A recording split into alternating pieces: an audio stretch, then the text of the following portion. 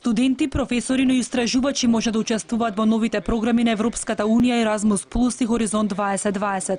Програмите се наменети за високото образование, кои што пак на студентите и наставниот кадар ќе има возможност да се вклучат во проекти на европските универзитети, меѓутоа и можност за соработка меѓу високообразовните установи.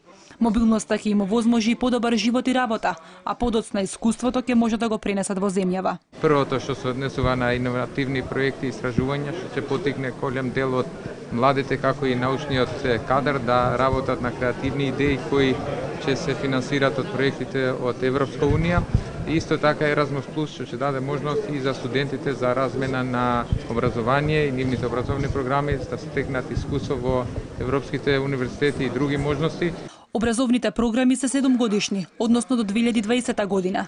До сега Националната агенција за европски образовни програми и мобилност има доделено 11 гранта на исто толку високообразовни установи.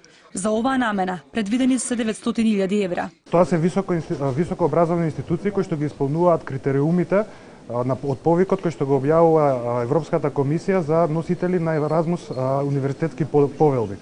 Всушност Еразмус универзитетската повелба е документ кој што докажува дека високообразовната институција ги остварува поставените критериуми од страна на Европската комисија да управува со средства доделени од националните агенции. Димитров додаде дека годинава интересот за вакви проекти кај младите е зголемен. Само од Скопскиот универзитет на мобилност на европските универзитети заминале околу 50 на студенти.